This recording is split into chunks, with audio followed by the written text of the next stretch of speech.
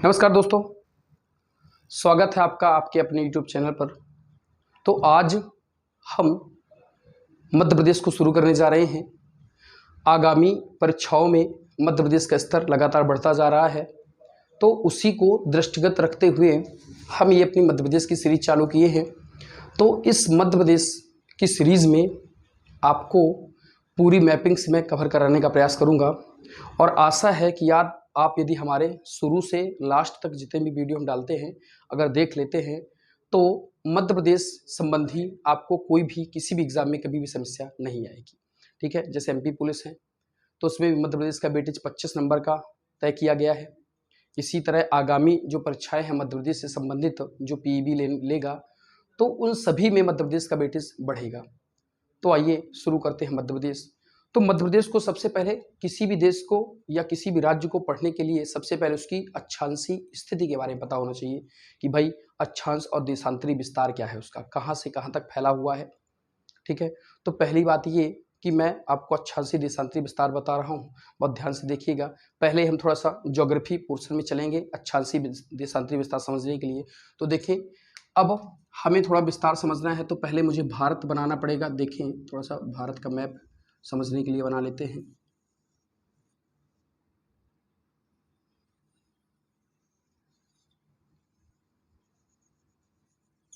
Example समझिए कि भारत का मैप है और भारत के अंदर जो है ये आपका मध्य प्रदेश यहां बना रही हूं।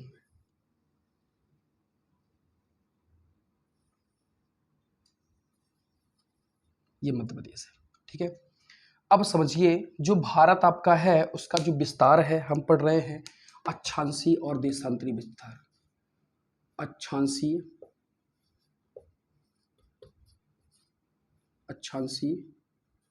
एवं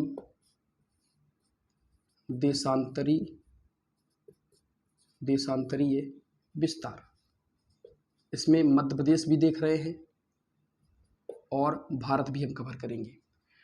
तो पहले मैं आपको सीधे सीधे बता दूं कि जो आपका भारत है वो 8 डिग्री 4 मिनट उत्तरी अक्षांश से 37 डिग्री 6 मिनट उत्तरी अक्षांश तक फैला है। और यहाँ पर देखा जाए यदि देशांतरी विस्तार तो 68 डिग्री 7 मिनट पूर्वी देशांतर से यहाँ पर 97 डिग्री 25 मिनट पूर्वी देशांतर तक फैला है। ये है मध्य प्रदेश का विस्तार, ये भारत का विस्तार। इसी तरह मध्य प्रदेश का विस्तार जो है ये मध्य प्रदेश 21 डिग्री 6 मिनट उत्तरी अक्षांश से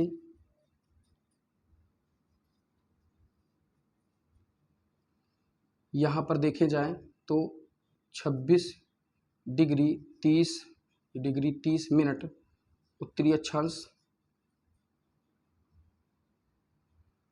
ठीक है, तथा यहाँ पर अगर देखें तो यहाँ अगर मध्य प्रदेश शुरू होगा तो 74 डिग्री 9 मिनट पूर्वी देशांतर से यहाँ पर लास्ट में जो मध्य प्रदेश है 82 डिग्री 48 मिनट पूर्वी देशांतर।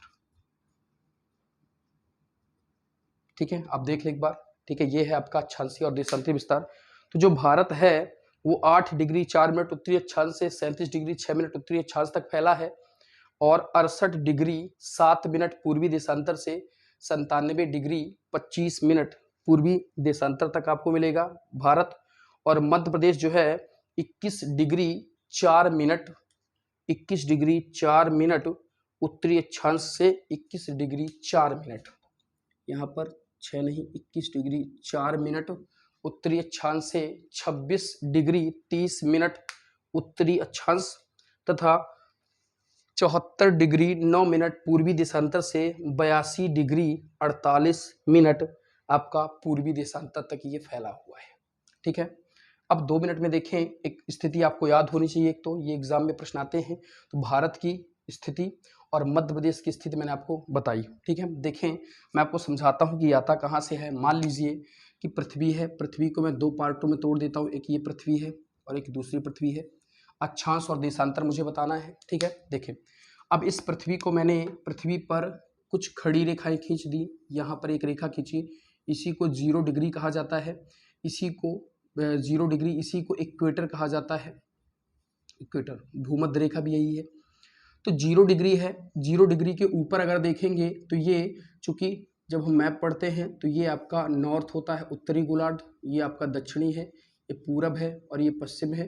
तो ये आपका नॉर्थ उत्तरी कहलाएगा, उत्तरी वाला पार्ट उत्तरी गोलार्ध है। ये पृथ्वी को 2 भागों में बांटा हमने, तो ये उत्तरी गोलार्ध हुआ।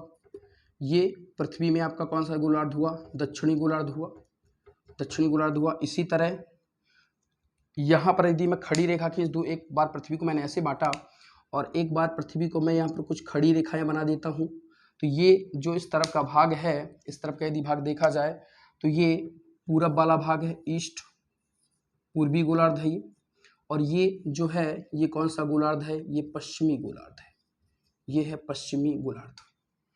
अब ये रेखा मैंने खींची, पृथ्वी को 2 बराबर भागों में बांटती है, तो इसके केंद्र से पृथ्वी के किसी बिंदु पर खींची गई जो कोणात्मक दूरी होती है वो कहलाता है अक्षांश। अक्षांश जो है पृथ्वी के केंद्र से किसी भी स्थान पर खींची गई कोणात्मक दूरी अक्षांश कहलाती है। मान लीजिए यदि ये 1 डिग्री का एंगल होगा तो ये मैंने खींचा 1 डिग्री अक्षांश, 1 डिग्री अक्षांश, और इसको मिलाती हुई एक रेखा खींच दूंगा, ये कहलाएगी 1 डिग्री अक्षांश रेखा। इसी तरह फिर से सेंटर मानूंगा यहाँ पर और मैं इस बार खींचूंगा 2 डिग्री अक्षांश, ये कहलाया मेरा 2 डिग्री अक्षांश, और इसको मिलाती हुई एक रेखा पूरब से पश्चिम खींचूंगा, ये कहलाएगी 2 डिग्री अक्षांश रेखा।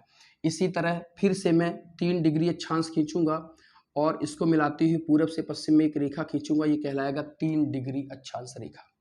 तो टोटल ऊपर तक जो है मैं कितने अक्षांश खींच सकता हूँ? 90 अक्षांश मैं ऊपर खींच सकता हूँ। इसी तरह 90 अक्षांश मैं नीचे खींच सकता हूँ, 90 अक्षांश ऊपर, 90 अक्षांश नीचे। तो टोटल 90 दूनी 180, और ये जो एक लाइन बीच वाली है तो 181। तो अक्षांश कितने होते हैं?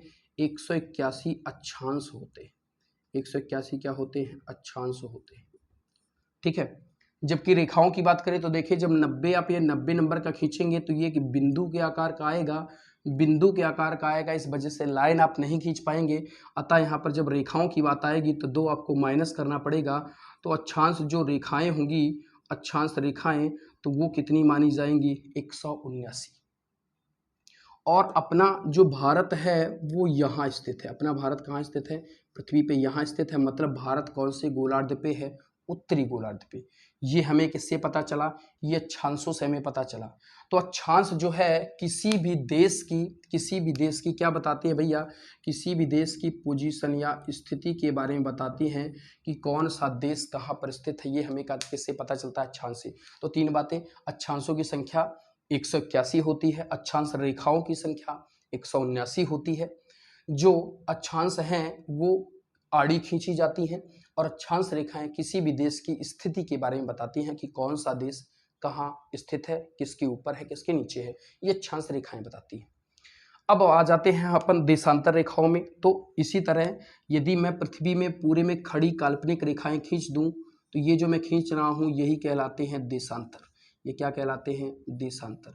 तो जो देशांतर रेखाओं की संख्या है वो है 300। पूरे ग्लोब बन जाएगा और ये जो पूरा वृत्त बन जाएगा, सर्किल में कितने डिग्री का एंगल बनता है? 360 डिग्री का एंगल बनता है।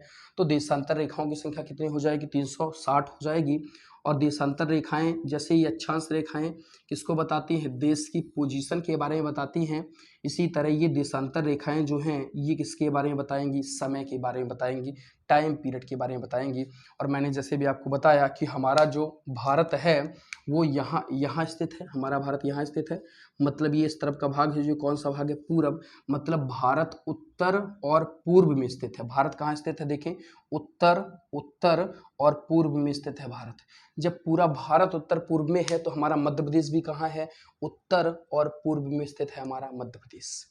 ठीक है, अब रही बात इन स्थितियों की, तो देखें हम अक्षांश रेखाओं से देखेंगे। मान लीजिए मैंने कहा कि 90 ऊपर और 90 नीचे, तो 90 से जब आप चालू करेंगे, 90 ऊपर है तो यहाँ से काउंट करेंगे 1 2 3 4 5 6 7, जहाँ पर ये नीचे वाला बिंदु आएगा मध्य प्रदेश का, भारत का, तो ये वाला कितने में है, ये 8 डिग्री में है।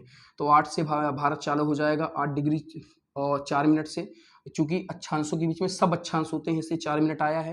फिर 8 के बाद 9 10 11 12 13 14 15 16 जाते जाते, और जब भारत खत्म होगा तो कहाँ पर खत्म हो जाएगा, 37 में खत्म हो जाएगा। इसी तरह हमें अक्षांश से पता चल गया। देशांतर में देखेंगे तो अब चूंकि यहाँ पर 360 टोटल होती हैं, इस तरफ 180, इस तरफ 180, तो यहाँ पर काउंट करेंगे 1 2 3 4 से, और जब भारत का ये वाला बिंदु आएगा, ये वाला पार्ट गुजरात के आसपास वाला, तो ये 68 डिग्री पे आएगा, 69 70 71 72 73 से लेते लेते, और जब ये वाला भाग आएगा कितने में होएगा, 97 में भारत क्या हो जाएगा, समाप्त हो जाएगा। इसी तरह अब चूंकि भारत 8 और 37 के बीच स्थित है, अतः मध्य प्रदेश भी 8 के बाद 9 10 11 12 13 14, और यहाँ जब 21 आएगा तो क्या चालू हो जाएगा, मध्य प्रदेश आएगा, चालू हो जाएगा, और 22 23 24 25 26 में मध्य प्रदेश क्या हो जाएगा, समाप्त हो जाएगा। इसी तरह 27 28 और 37 में क्या समाप्त हो जाएगा, भारत। इसी तरह 68 से चलेंगे तो 69 70 71 72 73 74 जैसे आएगा तो मध्य प्रदेश चालू हो जाएगा, और 82 जैसे आएगा तो मध्य प्रदेश क्या हो जाएगा, खत्म हो जाएगा। ठीक है, हाँ, तो यहाँ पर ये स्थिति हुई। ठीक है, अब तो मैंने कहा कि अक्षांश रेखाएं ये हैं और देशांतर रेखाएं ये हैं। देखें मैं आपको देशांतर रेखाओं से एक और बात बता दूं, जिसमें मैंने कहा कि देशांतर रेखाएं किसको बताती हैं, समय को बताती हैं। तो देखें मध्य प्रदेश के पूरब, ये मध्य प्रदेश का पूरब है, तो मध्य प्रदेश का पूरब ये है, तो यहाँ से यहाँ तक देखें 74 और 82 अक्षांश है, ये 74 और 82 देशांतर है।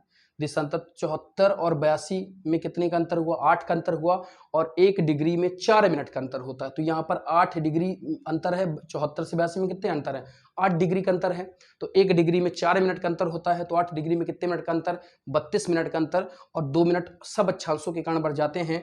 तो मध्य प्रदेश के पूरब और पश्चिम में कितने मिनट का अंतर है, 34 मिनट का। मध्य प्रदेश के पूर्व व पश्चिम में कितनी देर का अंतर है भैया, 34 मिनट का अंतर है। ये मैंने तुम लोगों को दिखाया किसकी तरह, देशांतर रेखाओं के द्वारा दिखाया। भारत का आप देखना चाहें तो भारत जो है 68, भारत का पूरब ये है, पश्चिम ये है, तो भारत 68 से कहाँ तक चलता है, 97 तक। तो 68 से ये भारत जो है, जो देशांतर रेखाओं से पता चलेगा। ठीक है, देशांतर रेखाएं मतलब पूरब वाली भाग, तो यहाँ से देखेंगे 68 और 97 में कितने, 68 10 78 10 88 10 98, मतलब लगभग 30 का अंतर है, 30 का अंतर है। तो 30, 1 डिग्री में 4 मिनट का अंतर होता है, तो 30 डिग्री में 30 चौको 120, तो भारत के पूरब और पश्चिम में कितने मिनट का अंतर है, 120 मिनट, मतलब लगभग 2 घंटे का अंतर है। ठीक है, तो भारत के पूरब और पश्चिम में 2 घंटे का अंतर है, मतलब ये अरुणाचल प्रदेश में 2 घंटे पहले सूर्योदय हो जाता है और गुजरात में 2 घंटे बाद सूर्योदय होता है। ये हमने किससे देखा, ये देशांतर रेखाओं की सहायता से हम जानते हैं, क्योंकि देशांतर रेखाएं क्या बताती हैं, भारत पूर्वी गोलार्ध में है तो ये पूर्वी गोलार्ध वाली। ठीक है, चूंकि देखें भारत जो है उत्तरी गोलार्ध में है, तो उत्तरी गोलार्ध ये अक्षांश रेखाएं बताती हैं, अतः भारत के उत्तर और दक्षिण में कोई भी अंतर नहीं है टाइम का। क्यों, क्योंकि क्या है कि ये अक्षांश रेखाएं तो देश की पोजीशन के बारे में बताती हैं, जबकि पूरब और पश्चिम में अंतर है, क्योंकि ये देशांतर रेखाओं के द्वारा पता चलता है कि भारत पूर्वी गोलार्ध में है, और देशांतर रेखाएं किसके बारे में बताती हैं, टाइम के बारे में बताती हैं। तो आपको ये बात अच्छे से समझ में आ गई होगी कि ये स्थिति आती कहाँ से है, अक्षांश क्या होते हैं और देशांतर क्या होते हैं। ठीक है, अब इसका आप स्क्रीनशॉट ले सकते हैं, अक्षांश और देशांतरों का आप स्क्रीनशॉट चाहें तो ले सकते हैं। देखिए, इसके बाद ये हुआ भारत का अक्षांशीय विस्तार, जो आपको याद होना चाहिए, मुजवानी। ठीक है, एग्जाम में यहां से बहुत सारे प्रश्न आते हैं। अब अक्षांशीय और देशांतरी विस्तार के बाद हम थोड़ा सा मध्य प्रदेश की सामान्य जानकारी के बारे में चर्चा करते हैं कि मध्य प्रदेश की सामान्य जानकारी क्या है। तो देखें, मध्य प्रदेश को यदि मैं आप लोगों को दिखाना चाहूँ तो मान लीजिए कि ये जैसे मध्य प्रदेश है, ठीक है, बैठे हुए ऊँट के आकार का आपका मध्य प्रदेश है, ठीक है, एग्जाम्पल समझिए कि मध्य प्रदेश है, लग तो नहीं रहा फिर भी, ठीक है। देखिए, अब जो मध्य प्रदेश है, मान लीजिए कि ये मध्य प्रदेश जो है, तो मध्य प्रदेश का सबसे जो उत्तरी वाला जिला है नॉर्थ, क्योंकि ये वाला जो एरिया है ये नॉर्थ कहलाता है, उत्तर, ये दक्षिण, ये पूर्व और ये पश्चिम। तो मध्य प्रदेश का सबसे उत्तरी जिला जो है ये है आपका मुरैना। मध्य प्रदेश का सबसे उत्तरी जिला कौन सा है? मुरैना। मध्य प्रदेश का सबसे जो दक्षिणी जिला है, मध्य प्रदेश का जो सबसे दक्षिणी जिला है तो ये है, इसका नाम है बुरहानपुर। इसका नाम क्या है? बुरहानपुर। ये मध्य प्रदेश का सबसे दक्षिणी जिला है। मध्य प्रदेश का सबसे पूर्वी जिला जो है ये वाला, तो ये है आपका कौन सा? सिंगरौली। मध्य प्रदेश का सबसे पूर्वी जिला कौन सा है? सिंगरौली। और मध्य प्रदेश का सबसे पश्चिमी जिला है, यहाँ पर है, जिसका नाम है अलीराजपुर। जिसका नाम क्या है? अलीराजपुर। ये मध्य प्रदेश का सबसे पश्चिमी जिला है, ठीक है। अब एक बात और आप याद रखें कि जो बुरहानपुर, जैसे मैंने लिखा बुरहानपुर, तो बुरहानपुर जो है ये केले के लिए जाना जाता है। बुरहानपुर का केला बहुत फेमस है, अतः अभी भी बुरहानपुर के केले को अभी 2026 में जीआई टैग मिला हुआ है, बुरहानपुर का केला। बुरहानपुर में एक बात और आप याद रखें कि एकमात्र मध्य प्रदेश का दंत चिकित्सा महाविद्यालय जो है, दंत चिकित्सा महाविद्यालय जो है, ये भी कहाँ पर है? बुरहानपुर में है, दंत चिकित्सा महाविद्यालय बुरहानपुर, ठीक है। दूसरी बात, सिंगरौली जो है, यहाँ पर याद रखें कि यहाँ पर ताप विद्युत केंद्र है। यहाँ पर ताप विद्युत केंद्र बहुत सारे खुले हुए हैं। ताप विद्युत केंद्र मतलब कोयले से बिजली बनाई जाती है, और इसी स्थान पर आपको मध्य प्रदेश में कोयले की बहुत ही मोटी परत मिलेगी, सिंगरौली में। तो ये मध्य प्रदेश की ऊर्जा राजधानी भी कहलाता है। एग्जाम में प्रश्न आता है कि मध्य प्रदेश की ऊर्जा राजधानी बताएं, तो मध्य प्रदेश की ऊर्जा राजधानी भी कौन है? सिंगरौली है, ठीक है। दूसरा, अलीराजपुर के बारे में ये फैक्ट याद रखें कि अलीराजपुर जो है, यहाँ पर जो है मध्य प्रदेश में अनुसूचित जनजाति निवास करती है, और उसका नाम है भील। मध्य प्रदेश में जो अनुसूचित जनजाति भील है वो कहाँ पर पाई जाती है? सर्वाधिक अलीराजपुर में पाई जाती है। और इनकी शिक्षा भी, सबसे कम शिक्षित राज्य मध्य प्रदेश में यदि कोई है तो वह है अलीराजपुर। यहाँ की शिक्षा है 36%। यहाँ के लोग आपका पढ़े लिखे हैं, मतलब शिक्षा में भी ये कम है। तो सबसे कम शिक्षा जो है, शिक्षित जो लोग हैं, तो कहाँ पर है? अलीराजपुर की। मुरैना मध्य प्रदेश का उत्तरी जिला है, ठीक है, मध्य प्रदेश का उत्तरी जिला है। और यहाँ पर याद रखें कि यहाँ पर एक ककरमठ मंदिर है। ककरमठ मंदिर के बारे में अभी हाल ही में ये चर्चा में था, क्योंकि ककरमठ मंदिर के बारे में कहा जा रहा था कि ये जो मंदिर है ये भूतों के द्वारा निर्मित मंदिर है। ककरमठ मंदिर जो कहाँ पर है? मुरैना के सिहोनिया में है, ठीक है। तो इसके बारे में ये बात याद रखें। अगली जो बात याद रखें, याद रखो यहाँ पर मध्य प्रदेश जो है, मध्य प्रदेश की सीमा जो है, मध्य प्रदेश की जो सीमा है वो कितने राज्यों से लगती है? 5 राज्यों से लगती है। मध्य प्रदेश की सीमा कितने राज्यों से लगती है? 5। पहले 7 से लगती थी, अब वर्तमान मध्य प्रदेश की सीमा कितने राज्यों से लगती है? 5। कौन कौन से राज्य हैं? तो देखो, मध्य प्रदेश की दक्षिण में यहाँ पर कौन सा राज्य है? महाराष्ट्र। मध्य प्रदेश की दक्षिणी सीमा किससे लगती है? महाराष्ट्र से। मध्य प्रदेश की जो पूर्वी सीमा है यहाँ पर किससे लगती है? छत्तीसगढ़ से लगती है मध्य प्रदेश की पूर्वी सीमा। मध्य प्रदेश के नॉर्थ की तरफ यहाँ पर क्या है? उत्तर प्रदेश से हमारी सीमा लगती है। इसी तरह ये अगर देखें तो यहाँ की जो सीमा है ये आपका लगती है राजस्थान से। यहाँ की सीमा किससे लगती है? मध्य प्रदेश से, राजस्थान। और यहाँ पर जो सीमा है किससे लगती है? गुजरात से। तो ये 5 पड़ोसी राज्य हैं मध्य प्रदेश के, जिनसे मध्य प्रदेश की सीमा लगती है। तो दक्षिण की तरफ महाराष्ट्र, यहाँ उत्तर की तरफ यूपी है, उत्तर प्रदेश से सीमा लगती है हमारी, ठीक है। इसी तरह यहाँ पर राजस्थान से हमारी सीमा लगती है, और यहाँ पर लगती है किससे? गुजरात से। अब देखें, एक बात और याद रखें कि जो छत्तीसगढ़ है, तो मध्य प्रदेश के 7 जिले हैं जिनकी सीमा किससे लगती है? छत्तीसगढ़ से। मध्य प्रदेश के 14 जिले हैं, 14 जिले हैं जो किसको छूते हैं? ये किसको छूते हैं? उत्तर प्रदेश को।